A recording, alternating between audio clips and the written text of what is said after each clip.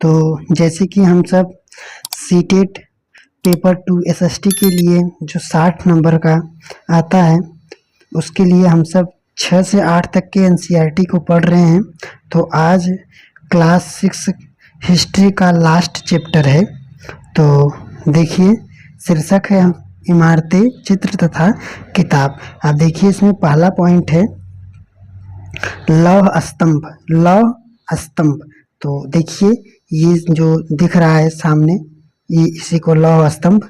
अब इसी के बारे में पढ़ेंगे। तो देखिए आगे लिखा है कि महरौली दिल्ली में कुतुब मीनार की परिसर में खड़ा यह लौह स्तंभ भारतीय शिल्पकारों की कुशलता का एक अद्भुत उदाहरण है। इसकी ऊंचाई 7.2 मीटर तथा वजन 3 टन से भी ज़्यादा है। इसका निर्माण लगभग 1500 साल पहले हुआ था। इसके बनाने के समय की जानकारी हमें इस पर खुदे अभिलेख से मिलती है। इसमें चंद्र नाम के एक शासक का जिक्र है जो संभवतः गुप्त वंश के थे। आश्चर्य की बात है कि इतने शताब्दियों के बाद भी इसमें जंग नहीं लगा। तो देखिए दोस्तों, इसमें बताया गया कि ये जो लौह स्तंभ है, ये जो लौह स्तंभ दिख रहा है, ये देखिए दिल्ली में है, महरौली के दिल्ली में है। कुतुब मीनार है दिल्ली में, उसकी जो परिषद है उसमें ये खड़ा है। अब देखिए इसकी जो ऊंचाई है, ये ऊंचाई बताया गया कि ये 7.2 मीटर है। 7.2 मीटर है। तो याद रखना दोस्तों, कभी कभी पूछ देता है कि जो लौह स्तंभ है कुतुब मीनार के परिसर में, उसकी लंबाई कितनी है, तो 7.2। वजन कितना है, 3 टन। और बोल रहे हैं कि ये इसमें जो अभिलेख या इसमें जो लिखा गया है, या इसमें जो अभिलेख लिखा गया है, ये किस राजा को सूचित करता है या बताता है। तो याद रखना दोस्तों, चंद्र नामक एक शासक का जिक्र किया गया है। इसमें जो लिखा गया है उसमें चंद्र नामक एक शासक थे, उसका जिक्र किया गया है, या उनके बारे में या उनके वंश के बारे में लिखा गया है। और बताया जाता है कि वे गुप्त वंश के थे। कौन? वे चंद्र जो थे वे गुप्त वंश के थे। चंद्र जो थे वे गुप्त वंश के थे। आगे देखिए दोस्तों, ईंटों और पत्थरों की इमारतें। अब देखिए, हमारे शिल्पकारों की कुशलता के नमूने स्तूपों जैसे कुछ इमारतें में भी देखने को मिलते हैं। स्तूप का शाब्दिक अर्थ टीला होता है। हालांकि स्तूप विभिन्न आकार के होते थे, कभी गोला या लंबे, तो कभी मोटे या छोटे। ये उन सब में एक समान था। प्रायः सभी स्तूपों के भीतर एक छोटा सा डिब्बा रखा जाता था। ये जो स्तूप है, इसके भीतर मतलब इसके बनने से पहले इसके अंदर एक डिब्बा रखा जाता था। इन डिब्बों में बुद्ध या उनके अनुयायी के शरीर के अवशेष रखे जाते थे। अभी देखिए यहाँ पर इसमें बताया गया कि ये जो स्तूप है, ये जो स्तूप बना है, इस स्तूप को क्या बोलते हैं? तो बोलते हैं, देखिए इसमें लिखा गया, इस स्तूप को टीला बोलते हैं। शाब्दिक अर्थ में स्तूपों का शाब्दिक अर्थ टीला होता है। तो याद रखना, पूछेगा प्रश्न में कभी कभी कि स्तूप का शाब्दिक अर्थ क्या होता है, तो टीला होता है। बोलते हैं कि ये जो स्तूप है, इसके अंदर एक डिब्बा होता है, एक डिब्बा रखा जाता है। ये पूछता है कि उस डिब्बे में क्या रखा जाता था। तो याद रखना, उस डिब्बे में जो बुद्ध थे और उनके अनुयायी, जो उनको फॉलो करने वाले थे या जो उनके अनुयायी थे, उनके शरीर के अवशेष मतलब उनके शरीर के राख रखे गए हैं। अब राख रखे गए हैं, जैसे अब शरीर के अवशेष राख के अलावा जैसे उनके दांत भी, इसके अलावा हड्डियों या राख, या उनके द्वारा प्रयुक्त कोई चीज, या उनके द्वारा जैसे कोई भी वस्तु जो प्रयोग में लाया जाता था उनके लिए उन वस्तुओं को उस डिब्बे में रखा जाता था, या कोई कीमती पत्थर अथवा सिक्के रखे जाते थे। और जो इसे धातु मंजूषा कहते हैं, किसे, जो रखे जाते थे उन सभी को हम सब धातु मंजूषा कहते हैं। जो रखे जाते थे, जो वस्तु रखे जाते थे उसे हम धातु मंजूषा कहते हैं। तो याद रखना दोस्तों।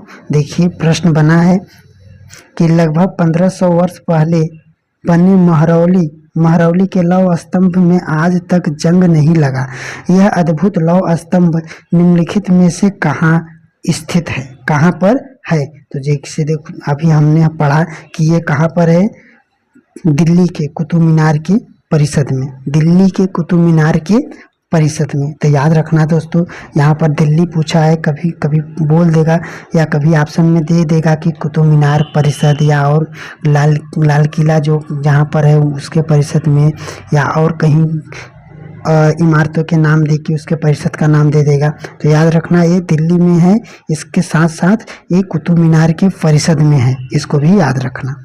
आगे देखिए दोस्तों, यहाँ पर देखिए आप जैसे आप पढ़े कि धातु मंजूषा मतलब उसी स्तूप, वही जो स्तूप खड़ा था उसी स्तूप के अंदर जो डिब्बा रखा गया था, उस डिब्बे में जो बुद्ध के और उनके अनुयायियों के राख और अन्य चीज जो वो उपयोग करते थे उन सबको जो रखा जाता था उन्हीं को हम सब धातु मंजूषा कहते हैं। आगे देखिए दोस्तों, प्रारंभिक स्तूप धातु मंजूषा के ऊपर रखा मिट्टी का टीला होता था। बाद में टीले को ईंटों से ढक दिया गया और बाद के काले में उसे गुंबदनुमा ढांचे को तराशते हुए पत्थरों में ढक दिया गया। आगे देखिए, प्रायः स्तूपों के चारों ओर, ये जो स्तूप था उसके चारों ओर, स्तूपों के चारों ओर परिक्रमा करने के लिए एक वृत्ताकार पथ बनाया होता था, या पथ बनाया गया होता था, जिसे हम प्रदक्षिणा कहते हैं, प्रदक्षिणा पथ कहते हैं। तो याद रखना दोस्तों कि वो जो स्तूप था, स्तूप के चारों ओर ऐसे पूछा है, पूरा ऐसे पूरा यहाँ 2 लाइन का ऐसे पूरा पैराग्राफ ही उठा कर रख देता है कि जो वो स्तूप के जो चारों तरफ परिक्रमा करने के लिए बनाया जाता है उसे क्या कहते हैं, वृत्ताकार बनाया जाता है उसे क्या कहते हैं। तो याद रखना इसे प्रदक्षिणा पथ कहते हैं। क्या कहते हैं? प्रदक्षिणा पथ कहते हैं। आगे देखिए, इस रास्ते को रेगिल से घेर दिया जाता था, रेगिल से घेर दिया जाता था, जिसे वेदिका कहते हैं। तो याद रखना दोस्तों कि जो चारों तरफ बनाया गया था वृत्ताकार पथ, ऐसे सिर्फ रास्ता बनाया गया था, रास्ता नीचे वाला जो रास्ता बनाया गया था वो नीचे वाला ऐसे जो रास्ता था, ये जैसे यहाँ ये दिखाई दे रहा है, ये रास्ता को हम प्रदक्षिणा पथ कहते हैं। पर इसके बगल में जैसे रहता है ना कि कोई इसे बाहर ना निकल जाए, या वो अपने सीरियल या एकदम लाइन में ही चले, जो मान लीजिए एक बाहर न निकल पाए, ऐसे इसके लिए चारों तरफ बनाया गया था, उसको क्या कहते हैं? तो उसको वेदिका कहते हैं। तो याद रखना, जो रास्ते पे ऐसे सीधा चलते हैं उसको प्रदक्षिणा पथ कहते हैं, और जो चारों तरफ उसके बगल में घेरा गया था कि कोई बाहर ना निकल जाए तो उसको वेदिका कहते हैं। तो इसको याद रखना दोस्तों। आगे देखिए, वेदिका में प्रवेश द्वार बने थे। जो वेदिका था, जैसे उसमें वेदिका में घुसने के लिए प्रवेश द्वार बने थे, जैसे कि आए देखिए ऐसे दिखाया गया है, और इसमें यह देखिए इसको वेदिका कहते हैं। और ये जो नीचे जहाँ पर चलते हैं भूमि को, ऐसे भूमि के चारों ओर, इसको प्रदक्षिणा पथ कहते हैं। तो याद रखना, इसको हम प्रवेश द्वार कहते हैं, और ये जो चारों तरफ बनाया गया है कि कोई बाहर ना निकल पाए, इसको हम वेदिका कहते हैं। और नीचे जो रास्ता बनाए गए थे उसको हम प्रदक्षिणा पथ कहते हैं। आगे देखिए, वेदिका में प्रवेश द्वार बनाए गए थे। रेगिन तथा तोरण प्रायः मूर्तिकला की सुंदर कलाकृतियों से सजे होते थे। तोरण का मतलब यही जो द्वार था, द्वार के ऊपर जो जैसे बोलते हैं सजाने के लिए तोरण लगाए जाते हैं। जैसे कभी कभी हम सब भी अपने द्वार को सजाने के लिए एक ठो बनाती हैं लड़कियां, उसको तोरण की तरह से उसमें टांग देते हैं। तो उसी को तो देखिए जैसे यहाँ पर बनाया गया है तोरण की तरह, जैसे यहाँ पर देखिए हाथी को बनाया गया है, तो ऐसे उस समय वो तोरण का काम करता था। तो आगे देखिए,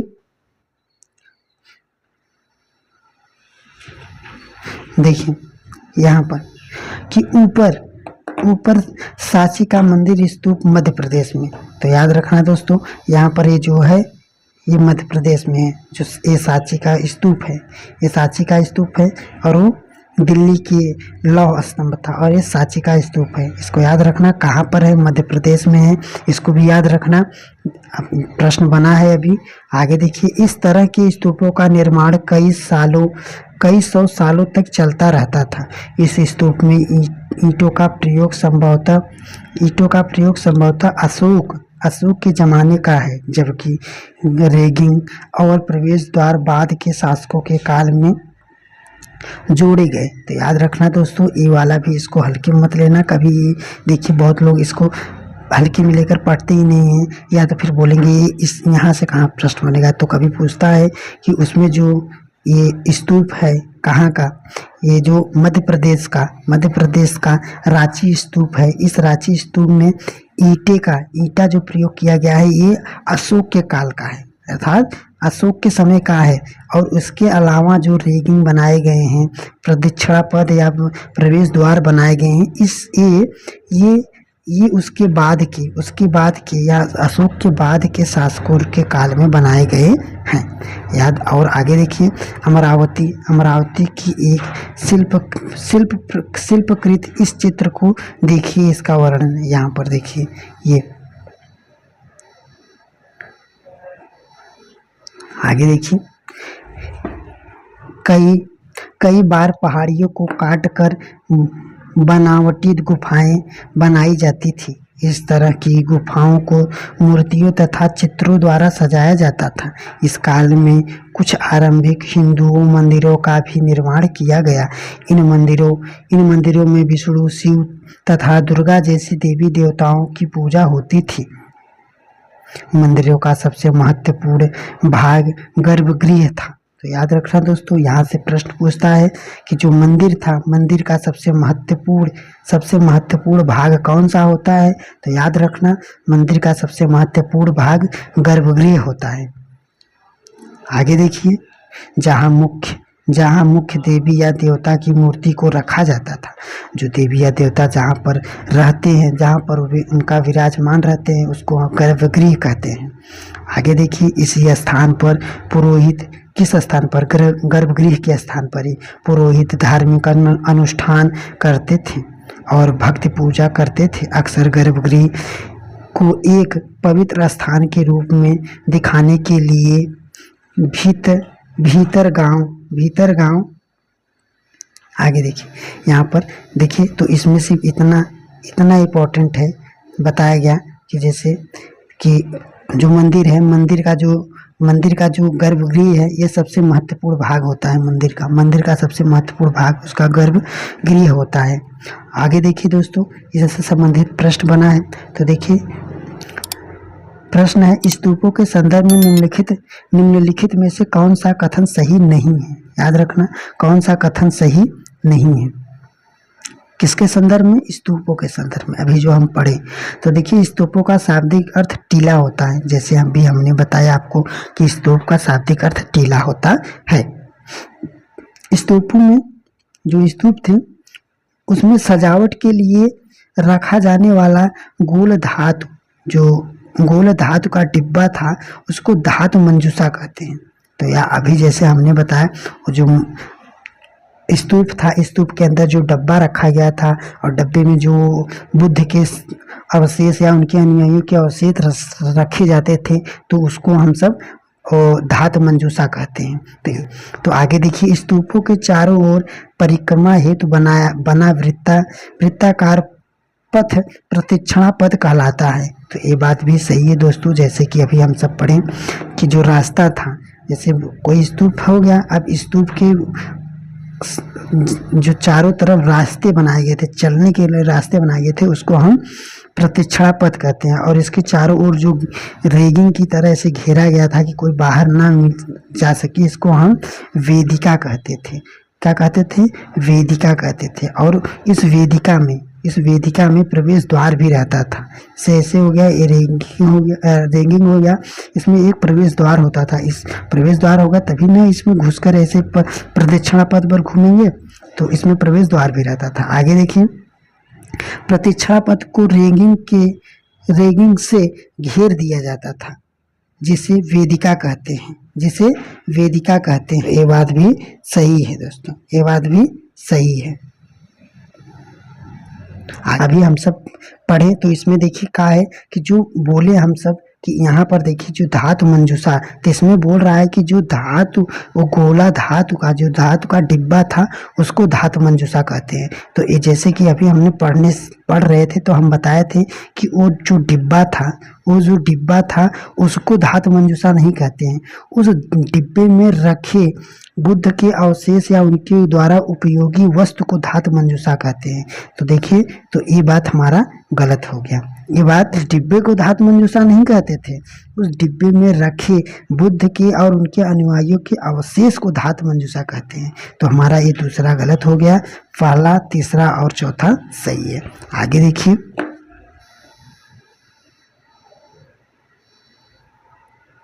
जैसे मंदिरों में उसके ऊपर काफी ऊंचाई तक निर्माण किया जाता था, जो मंदिर होते थे उसकी ऊंचाई तक उसका निर्माण किया जाता था, जिसे शिखर कहते हैं। जैसे यहाँ पर दिख रहा होगा कि देखिए मंदिर तो है, मंदिर तो बस इतने में ही है, जो गर्भगृह वगैरह है बस मंदिर तो इतने में ही हो गया है, पर इसकी ऊंचाई तक भी ऐसे इसकी निर्माण किया गया है। अब जो ये ऊंचाई वाला भाग है, इसके बाद जैसे मंदिर तो इतना है, अब इसकी ऊंचाई वाले भाग, मंदिर इतना है, इसकी ऊंचाई वाला भाग, तो इसके जो मंदिर के अन्य ऊंचाई वाले भाग को हम शिखर कहते हैं, मंदिर के ऊंचाई वाले भाग को शिखर कहते हैं।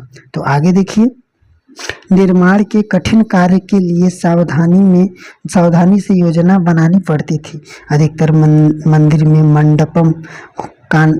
मंडपम नाम की एक जगह होती थी, यह सभागार होता था। तो देखिए, जैसे अभी हमने देखा कि मंदिर हो गया, ये देखिए जैसे ये मंदिर हो गया जहाँ पर मूर्ति स्थापित होती है, उसको हम जैसे पढ़े कि उसको हम सब गर्भगृह कहते हैं, और इसके ऊपर वाले भाग को हम बताए जैसे शिखर कहते हैं। अब इसी मंदिर के थोड़ा पहले ही थोड़ा ऐसे खाली स्थान होता था, इसको हम सब मंडपम कहते थे। अब मंडपम में क्या होता था, तो सभागार बैठते थे, सभागार वगैरह, या जो भी थोड़ा पुजारी वर्ग लोग रहते थे और इनसे श्रेष्ठ लोग जो रहते थे, तो उसी सभागार या मंडपम में बैठते थे। तो याद रखना दोस्तों। आगे देखिए, उत्तर प्रदेश में भीतर गांव का एक आरंभिक मंदिर, तो ये सब देखिए मंदिर है उस समय की उत्तर प्रदेश के। आगे देखिए, तो देखिए इसके प्रत्येक मंदिर की एक विशाल पहाड़ी को तराश कर बनाया गया है, इसलिए इन्हें एकाश्म कहा गया है। ईंटों से बनाए जाने वाले मंदिरों से यह बिल्कुल भिन्न होते हैं। ईंटें से बनी इमारतों के नीचे ईंटों की एक तक जोड़ते हुए उसे ऊपर की ओर ले जाते हैं, जबकि चट्टान तराश कर बनाए जाने वाले मंदिरों को काटने वाले पत्थरों के नीचे क्रम में बनाते हैं। इन मंदिरों को बनाते समय पत्थर काटने वाले को किन समस्या का सामना करना पड़ता था, इसकी सूची बनाओ। आगे देखिए दोस्तों, इसमें ज़्यादा महत्वपूर्ण नहीं था, बस यहाँ पर देखिए याद रखना इसको कि यह जो बना था ये लगभग 1400 साल पहले बना था। कितने? 1400 साल पहले बना था। ये सब जो मंदिर उत्तर प्रदेश के दिखाया गया यहाँ पर, अभी हमने दिखाया इसको, ये सब 1400 साल पहले की है। आगे देखिए, इसमें देखिए इसी से संबंधित प्रश्न है कि जो पूर्व मध्यकालीन आरंभिक हिंदू मंदिरों के संदर्भ में, और जो हिंदू मंदिर अभी हम बताएं उसके संदर्भ में कौन सा कथन सही है या कौन सा कथन विचारणीय है। तो देखिए, मंदिरों का सबसे महत्वपूर्ण भाग मंडप होता था। तो देखिए दोस्तों, यही अभी तुरंत ही गलत हो गया। जैसे हम बताएं कि मंदिरों का सबसे महत्वपूर्ण भाग उसका गर्भगृह होता है, और मंदिरों में गर्भगृह नाम की एक जगह होती है। यह एक सभागार होता था जहां लोग एकत्र होते थे। देखिए दोस्तों, ये बात गलत है क्योंकि ये जस्ट उल्टा कर दिया है। ये महत्वपूर्ण जो ये गर्भगृह है ये सबसे महत्वपूर्ण है, और इस जो सभागार है ये मंडपम है। तो ये प्रश्न को उल्टा कर दिया है दोस्तों। अगर आपने नहीं पढ़ेंगे तो यही होगा। तो आगे देखिए, तीसरा है गर्भगृह के ऊपर काफी ऊंचाई तक निर्माण किया जाता था जिसे शिखर कहते हैं। तो ये बात सही है दोस्तों। जो गर्भगृह के ऊपर वाला, जैसे बताया हमने कि जैसे ये मंदिर हो गया, बस अब इतने तक है मंदिर। अब इसके मंदिर के ऊपर, अभी यहाँ पर गर्भगृह हो गया, तो अब इस इतने मंदिर है, इसके ऊपर जो ऐसे चोटी की तरह बनाया जाएगा तो उसको हम शिखर कहेंगे। तो ये बात सही है। तो इसमें हमारा सिर्फ और सिर्फ केवल तीसरा ऑप्शन सही हो जाएगा। आगे देखिए दोस्तों, देखिए स्तूप तथा मंदिर किस तरह बनाए जाते थे। जो स्तूप और मंदिर थे किस तरह बनाए जाते थे बताएंगे। देखिए, स्तूपों तथा मंदिरों को बनाने की प्रक्रिया में कई अवस्थाएं आती थी। इसके लिए काफी धन खर्च करा जाता था, इसलिए आमतौर पर राजा या रानी ही इन्हें बनवाते थे, क्योंकि जब ज़्यादा धन खर्च होगा तो राजा रानी के पास ही है, इसके अलावा किसके पास है। और इतना भी नहीं है भी, तो इतना नहीं है कि वो मंदिर या और स्तूप का निर्माण करवाए, क्योंकि उसमें कुछ ज़्यादा ही पैसे लगते थे। आगे देखिए, अच्छे किस्म के पत्थर ढूंढकर शिलाखंडों को खोद कर निकालना होता था। फिर मंदिर या स्तूप के लिए सोच विचार कर तय किए गए स्थानों पर शिलाखंड को पहुंचाना होता था। यहाँ पत्थर को काट छांट कर तराशने के बाद खंभों, दीवारों की चौखंडों, फर्शों पर छातों का आकार दिया जाता था। इसके सबके तैयार हो जाने पर सही जगहों पर उन्हें लगाना बाकी मुश्किल काम था। आगे देखिए, हम देखिए ये वाला, देखिए ये जो दिख रहा है आप सबको सामने, ये देखिए, ये बताया गया कि ये उड़ीसा का जैन मठ है। और इसको बताया गया ये जो जैन मठ है, और ये देखिए पूरा पहाड़ है। इस पहाड़ को देखिए खोद कर बनाया गया है। इसको ईंट जोड़कर या किसी और तरह से पत्थर को जोड़ कर नहीं बनाया गया, ये पूरा पहाड़ ही है। इस पहाड़ को खोद कर बनाया गया है। तो जैसे देखिए पढ़िए, उड़ीसा का जैन मठ एक पहाड़ी को खोद कर इस 2 मंजिल इमारत को बनाया गया है। कमरों के प्रवेश द्वारों को ध्यान से देखिए, इनमें जैन भिक्षु रहते और ध्यान करते थे। तो याद रखना दोस्तों, ये भी अभी प्रश्न पूछेगा, तो इसको भी हल्के में न लेकर इसको याद रखना कि ये जो पत्थर को खोद कर बनाया गया है यह कहाँ पर स्थित है। तो याद रखना ये उड़ीसा में है। कि क्या है, तो ये जैन मठ है। जैन मठ का विहार है। विहार का मतलब वो रहते थे वहाँ पर। आगे देखिए, यहाँ पर देखिए, नीचे राष्ट्रीय संग्रहालय नई दिल्ली की एक मूर्ति का चित्र है। देखिए, क्या तुम यह देख पा रहे हैं कि चित्र किस प्रकार की खुदाई की गई है। तो आगे देखिए दोस्तों, बस इसमें इतना ही महत्वपूर्ण था। ये जो है ये उड़ीसा का है और ये जैन मठ के लिए बनाए गए थे, जैन मठों के लिए बनाए गए थे। और इस पहाड़ को खोद कर बनाया गया था, न कि पत्थर और ईंट से बनाया गया था। आगे देखिए दोस्तों, इस तरह के शानदार ढांचों का निर्माण करने वाले शिल्पकारों को सारा खर्च संभवतः राजा रानी ही देते थे। इसके अतिरिक्त इन स्तूपों मंदिरों में आने वाले भक्तों को या जो भक्त लोग रहते थे उपहार लाते थे, अपने साथ लाते थे, उससे इमारत की सजावट की जाती थी। याद रखना ये भी, ये नहीं कि बस इस बात को एकदम इग्नोर कर दें। पूछेगा अभी कि जो उपहार लाते थे भक्त लोग, उन उपहार को क्या किया जाता था या क्या करते थे राजा रानी या वहाँ पर जो पुजारी वर्ग थे उस उपहार को क्या करते थे। तो याद रखना उस उपहार को या उस उपहार से सजावटें की जाती थी। जैसे अब उपहार में तो सिर्फ और सिर्फ पैसे तो नहीं लाएंगे। अब आगे देखिए, जैसे हाथी दांत का काम करने वाला या काम करने वाले श्रमिक के संग ने रांची के एक अलंकृत प्रवेश द्वार तोरण को बनाने का खर्चा दिया है। इनकी सजावट के लिए पैसे देने वाले में व्यापारी, अब देखिए यहाँ पर भी देखिए ध्यान से कि जो उपहार लाते थे या जो सजावट के लिए या जो उपहार लाते थे उसमें कौन कौन से वर्ग लोग थे या कौन कौन से कैटेगरी थे। तो देखिए पहले जैसे व्यापारी थे, कृषक थे, माला बनाने वाले थे, इत्र बनाने वाले थे, लोहार, सुनार तथा ऐसी कई स्त्री पुरुष शामिल थे जिनके नाम खंभे या रेगिंग बनाए गए थे। आगे देखिए दोस्तों,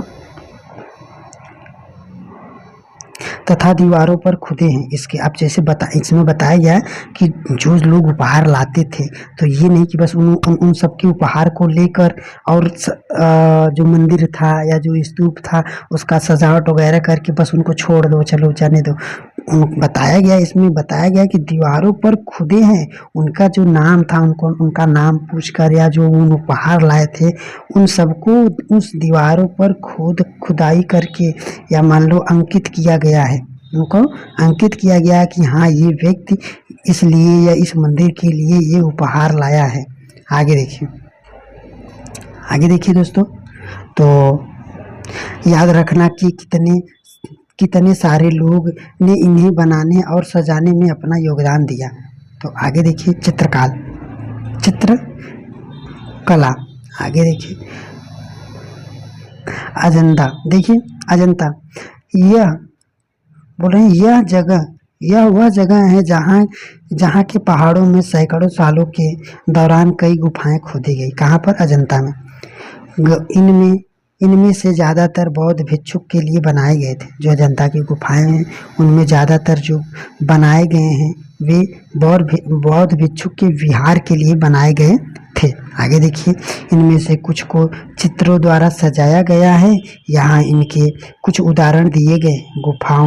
गुफाओं के अंदर अंधेरा होने की वजह से अधिकांश चित्र मसालों की रोशनी में बनाए गए हैं। इन चित्रों के रंग 1500 साल बाद में भी चमकदार हैं। अब ये रंग किससे बनाए जाते थे? तो बताया गया कि रंग पौधों तथा खनिजों से बनाए जाते थे। इनकी महान कृति को बनाने वाला कलाकार अज्ञात है। बताएं कि जो ये सब बनाया है उसमें जो खुदाई करके बनाया है उस कलाकार कृति का अज्ञात है, मतलब उसका पता नहीं है कि कौन बनाया वहाँ पर। तो याद रखना दोस्तों इसमें कि जो अजंता की गुफा हैं उसमें ज़्यादातर जो बनाए गए हैं वे बौद्ध भिक्षुकों के लिए बनाए गए चित्र हैं। इसके अलावा बताया गया कि वो उसमें जो बनाए गए हैं वो एकदम साफ नहीं है, उसमें अंधेरा होने की वजह से उसमें साफ नहीं बनाया गया है। और उसमें जो चित्र बनाया गया है उसके जो रंग हैं तो वे उस समय के पौधे और खनिजों से बनाया गया है। और अजंता की जो बनाए गए हैं वो कितने साल पहले हैं? तो 1500 साल बाद के हैं, बस याद रखना। आगे देखिए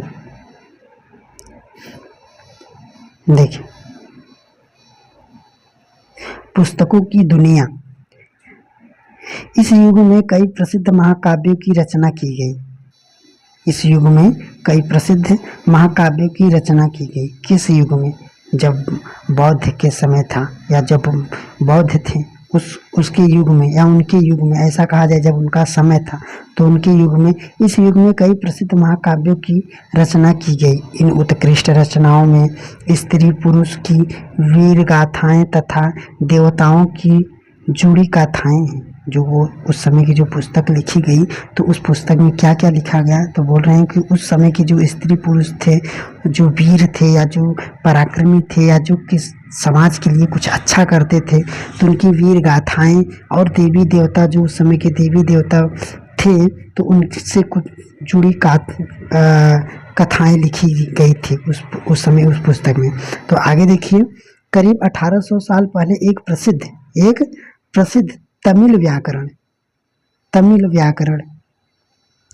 दोस्तों देखिए, तमिल व्याकरण महाकाव्य, तमिल है व्याकरण महाकाव्य कौन सा है? तो शिल्पाधिकारम। याद रखना दोस्तों, बहुत बार पूछा गया है कि शिल्पाधिकारम के लेखक कौन है?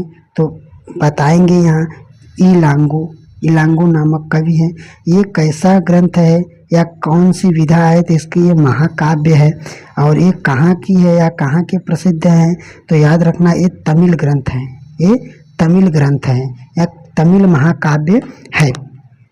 आगे देखिए दोस्तों, तो बताया गया है कि तमिल महाकाव्य शिल्पाधिकारम की रचना इलांगो नामक कवि ने की थी। इसमें कोवलन याद रखना, कोवलन याद रखना, कुवलन नामक एक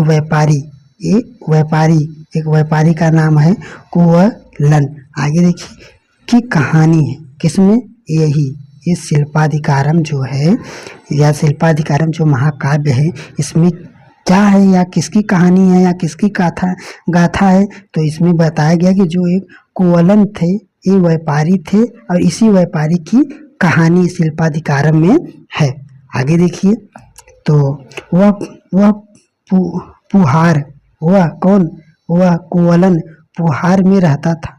कुवलन जो था ये पुहार में रहता था। अपनी पत्नी कनंगी की उपेक्षा कर मतलब उसको छोड़कर, अपनी पत्नी को छोड़कर एक नर्तकी माधवी से प्रेम करने लगा। तो ये जो था एक व्यापारी, कुछ कौन, कुवलन एक जो व्यापारी था, तो इसमें इसी का इसमें शिल्पाधिकारम में कथा वर्णित है। अब ये कैसा कथा है, तो बताया गया कि ये पुहार का रहने वाला था और ये अपनी पत्नी कनगी की उपेक्षा कर रहा था और उसको छोड़कर एक नर्तकी माधवी से प्रेम कर रहा था। अब इन्हीं सब के बारे में इसमें शिल्पाधिकारम में वर्णन किया गया है। इसी के बारे में वह और कनगी पुहार छोड़कर मदुरै चले गए। तो याद रखना दोस्तों, हम जैसे बताए थे इसके पहले वाले चैप्टर में 6 या 7वें चैप्टर में कि मदुरै किसकी राजधानी थी, तो मदुरै किसकी राजधानी थी, तो इन सब बातों को याद रखना दोस्तों, क्योंकि पूछता है। तो मदुरै क्या थी, पांड्य चोल चेल जो पांड्या थे उनको क्या कहा जाता था, तो मूवेंदार ऐसे कुछ कहा जाता था। तो उन्हीं जो पांड्य थे उनकी राजधानी मदुरै थी। तो आगे देखिए, पांड्य राजा के दरबारी जौहरी के कुवलन पर चोरी का झूठा आरोप लगाया, जिसे वह राजा ने उसे प्रादंड दे दिया। कनगी जो कभी भी उससे प्रेम करती थी, अभी भी उससे प्रेम करती थी, किससे, कुवलन से। उसका पति उसको छोड़ दिया, एक नर्तकी के साथ भाग गया, तब पर भी। तो अब क्यों भाग गया, बताया गया कि वहाँ के जो राजा थे वो राजा जौहरी ने उस पर चोरी का आरोप लगा दिया, और जब चोरी का आरोप लगा दिया उसको दंड दिया गया, तब पर भी जो उसकी पत्नी थी तब पर भी उससे प्रेम करती थी। इस अन्याय के कारण दुख और रोष से भर गई, उसने मदुरै शहर का विनाश कर दिया। कौन, उसकी पत्नी ने। तो उसकी पत्नी ने वो जो मदुरै शहर था जहाँ वो भाग कर गया था, तो उस पत्नी ने उसका विनाश कर दिया। तो इसी कनगी के बहादुरी का इसमें वर्णन किया गया है। आशा है कि आप सबको एकदम अच्छे से समझ में आया होगा। तो आगे देखिए, इसमें देखिए शिल्पाधिकारम से लिया गया एक वर्णन। तो इसमें और भी एक कहानियाँ हैं, तो ये कहानी ज़्यादा इम्पोर्टेंट नहीं है, पर वो वाली कहानी थी क्योंकि उससे पूछा जाता है। मदुरै आया था तो पांड्य की राजधानी थी, कभी पूछ लिया जाता है शिल्पाधिकारम कहाँ का महाकाव्य है, तो तमिल महाकाव्य है। पूछ लिया जाता है कि विधा कौन सा है, तो महाकाव्य है, उसमें किसका वर्णन है, तो अभी जैसे हमने बताया कि इसमें जो एक व्यापारी था कुवलन और उसकी पत्नी और प्रेमिका का वर्णन है। तो ऐसे कभी मान लीजिए वाक्यांश बनाकर पूछ सकता है, तो इस कहानी को याद रखना। आगे देखिए दोस्तों, एक और तमिल महाकाव्य है, वो एक तमिल महाकाव्य था, एक और तमिल महाकाव्य है, तो इसको भी याद रखना दोस्तों। तो एक और तमिल महाकाव्य का है, इसका नाम क्या है, तो मणिमेखलई,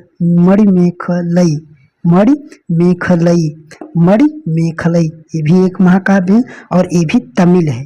तो याद रखना दोस्तों, दोनों, वो भी अभी जो बताया इसमें भी जो बताया, तो वो दोनों तमिल महाकाव्य है। और बताया गया कि करीब 1400 साल पहले लिखा गया था या 1400 साल पहले लिखा गया था।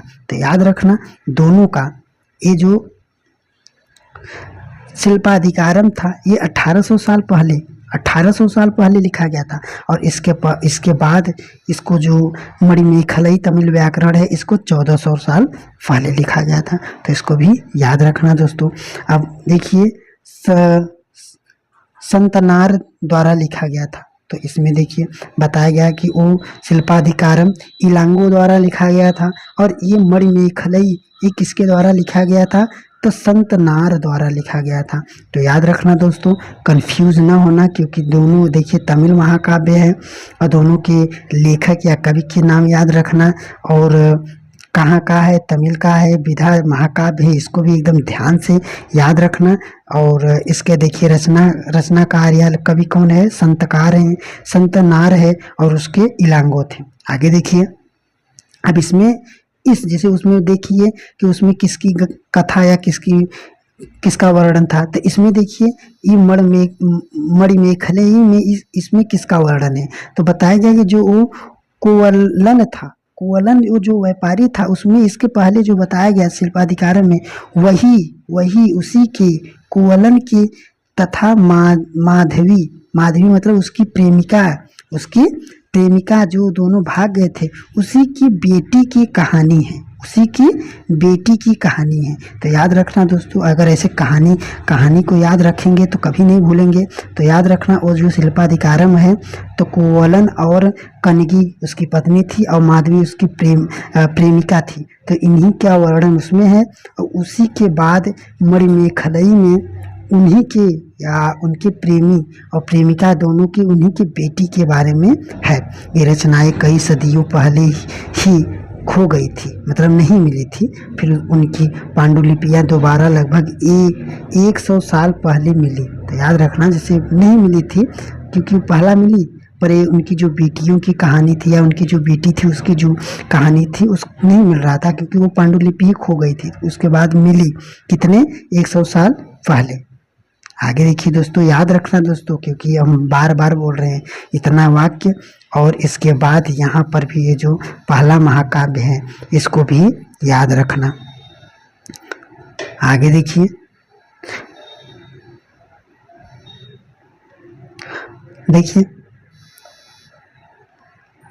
अन्य लेखक जैसे कालिदास संस्कृत में लिखते थे। अब कालिदास की एक रचना बताए थे, 2 रचना बताए थे, इसके पहले क्लास में हम बता दिए हैं। कालिदास की 2 रचनाएं कमेंट में करके बताइए। इसके पहले वाले चैप्टर में हम बता दिए हैं कि कालिदास की 2 रचनाएं क्या क्या थी, किसके सभाग कवि थे। तो अगर याद हो तो आप सब कमेंट में करके बताइए। और इस PDF को हम भेज देते हैं टेलीग्राम पर, डिस्क्रिप्शन में रहता है लिंक, उससे ज्वाइन होकर अगर आप यहाँ न समझ पाएँ तो आप समय निकाल कर इस टेलीग्राम से ज्वाइन होकर इसको एक बार और पढ़ लिया करिए। आगे देखिए, पुरानी कहानियों का संकलन का संरक्षण, जो पुरानी कहानियाँ लिखी गई थी उसका संरक्षण किया गया, कैसे बचाव किया गया उसके बारे में बताया गया है। तो देखिए, हिंदू धर्म से जुड़ी कई कहानियाँ जो बहुत पहले से प्रचलित थी इस काल में लिखी गई है। इनमें पुराण भी शामिल है। पुराणों का शाब्दिक अर्थ प्राचीन है।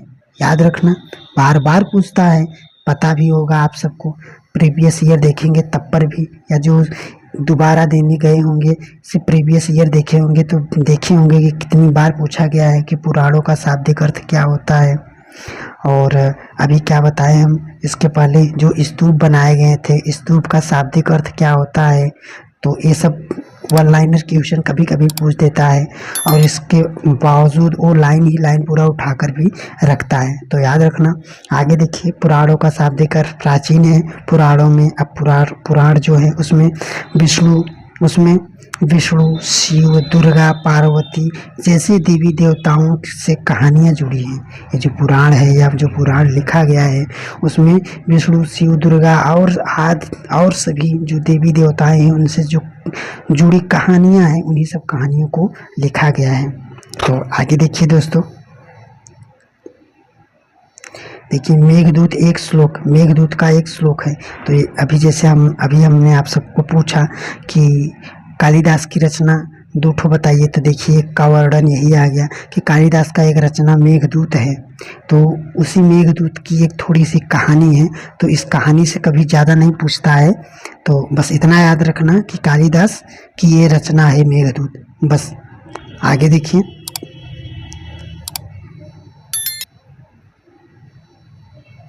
देखिए अधिकतर पुराण बताया गया कि जो पुराण थे वे अधिकतर पुराण सरल संस्कृत श्लोक में लिखे गए थे, सरल संस्कृत श्लोक में लिखे गए थे, जिससे सब उन्हें सुन और समझ सके। पुराणों का पाठ पुजारी मंदिरों में किया करते थे, जिसे लोग सुनते थे। तो याद रखना कि वो जो पुराण था वे सरल संस्कृत श्लोक में लिखा गया था। अब क्यों लिखा गया है? क्योंकि लोग उसे समझ सके और सुन सके। और पुराणों का जो पाठ करते थे, और कौन करता था? तो सिर्फ और सिर्फ पुजारी लोग करते थे और मंदिरों में करते थे। और देखिए जिसे लोग सुन और समझ सके। आगे देखिए दो संस्कृत महाकाव्य। अब दो संस्कृत महाकाव्य, पहला क्या है? महाभारत, दूसरा रामायण। महाभारत और रामायण लंबे अर्श से लोकप्रिय रहे हैं, लंबे समय से लोकप्रिय रहे हैं। बस इतना नहीं। आगे देखिए तुम में से भी कुछ बच्चे इन कहानियों से परिचित होंगे, जैसे रामायण महाकाव्य। बहुत लोग हैं, छोटे मोटे लड़के भी जो रहते हैं, उनके मम्मी पापा वगैरह बताते रहते हैं, तो छोटे से ही बालक जान जाते हैं रामायण और महाभारत के बारे में थोड़ा बहुत कुछ। आगे देखिए महाभारत कौरवों, जो महाभारत है वो कौरवों और पांडवों के बीच युद्ध की कहानी है। इस महाभारत में जो कौरव और पांडव थे उनके बीच की युद्ध की कहानी है। इस युद्ध का उद्देश्य, अब ये युद्ध किस लिए हुआ था? तो बताया गया कि पुरुवंश की राजधानी हस्तिनापुर थी, उसको गद्दी को प्राप्त करना था। आगे देखिए बहुत ही पुरानी, पर आज इसे हम जिस रूप में जानते हैं वह करीब 1500 साल पहले लिखी गई है। माना जाता है कि पुराण और महाभारत दोनों को ही व्यास नामक ऋषि ने संकलित किया या लिखा है। तो याद रखना ये जो महाभारत और रामायण है ये माना जाता है कि व्यास जी ने लिखा था। महाभारत में भागवत गीता है, मतलब महाभारत का ही एक भाग है, जहाँ पर श्री कृष्ण ने अर्जुन को उपदेश दिया था। ये कोई अलग नहीं है, बस उसी महाभारत का ही एक भाग है भागवत गीता। आगे देखिए रामायण की कथा कौशल के राजकुमार राम के बारे में है। तो इस सब बातों को ज़्यादा न भी बताया जाए तो आप सब समझ सकते हैं रामायण और महाभारत कितना प्रसिद्ध महाकाव्य है ये सब। तो आगे देखिए ये कौशल के राजा राम के लिए है। उनके पिता जो थे उनको वनवास दे दिए थे, हाँ, और वनवास का आज्ञा दे दिए थे। इसके बारे में यह बताया गया कि संस्कृत रामायण के लेखक वाल्मीकि थे। तो याद रखना, कभी कभी पूछता है वाल्मीकि या रामायण के लेखक वाल्मीकि थे, पर वाल्मीकि ने संस्कृत रामायण लिखा था, संस्कृत में रामायण लिखा था। तो ये पॉइंट को याद रखना जरूरी है कि जो वाल्मीकि ने लिखा था वह रामायण को संस्कृत में लिखा था। रामायण को संस्कृत रामायण के लेखक वाल्मीकि माने जाते हैं। आगे देखिए दोस्तों, अब इससे प्रश्न है कि पुराणों के संदर्भ में निम्नलिखित में से कौन सा कथन सही नहीं है? और जो पुराण के बारे में अभी हम सब कुछ पढ़े, उनके बारे में कौन सा कथन है जिसमें जो दिया है उनमें कौन सा कथन सही नहीं है?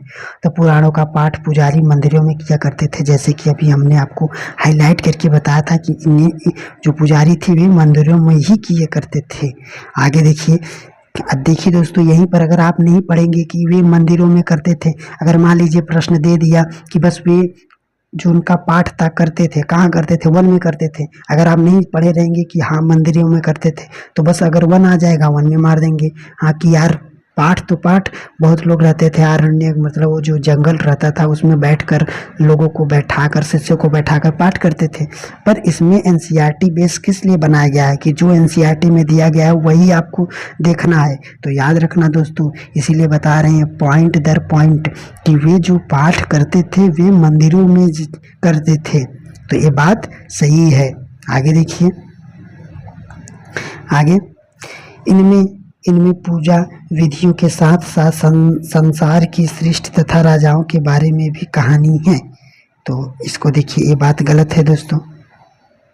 आगे देखिए, दूसरा है कि अधिकतर पुराण सरल संस्कृत श्लोक में लिखे गए हैं, जिससे सब उन्हें सुन और समझ सके। ये बात आप पढ़े होंगे, सुने होंगे ध्यान से, तो तुरंत समझ जाएंगे। आगे देखिए, स्त्री तथा शूद्र जिन्हें वेद पढ़ने की अनुमति नहीं थी, वे पुराणों को भी नहीं सुन सकते थे। तो ये बात भी गलत है दोस्तों, वे पुराणों को भी नहीं सुन सकते थे। तो ये बात गलत है, सिर्फ पढ़ने के लिए अनुमति नहीं थी, वे सुन सकते थे। आगे देखिए दोस्तों, तो चलिए दोस्तों, तो आज का क्लास यहीं पर रहने देते हैं अब, क्योंकि कुछ ज़्यादा लंबा वीडियो हो जाएगा। तो मिलते हैं इसको हम 2 पार्ट में करके। तो चलिए मिलते हैं तब तक अगले वीडियो में। और देखिए दोस्तों, ऐसे पढ़िए और एकदम मस्त से, अगर समझ हो सके तो इसी वीडियो में ही समझिए। तब पर भी अगर थोड़ा बहुत रह जाए तो बता रहे हैं हम कि टेलीग्राम से जुड़कर इस पीडीएफ को प्राप्त करें। और इस पीडीएफ को ज़्यादा नहीं, ज़्यादा से ज़्यादा 25 मिनट लगता है, 20 से 25 मिनट, आधे घंटे लगेगा। आप एक बार इसको एकदम स्पीड में पढ़ डालिए, जो भी थोड़ा बहुत कंफ्यूज होगा वो तुरंत सॉल्व हो जाएगा। तो चलिए मिलते हैं अगले वीडियो में।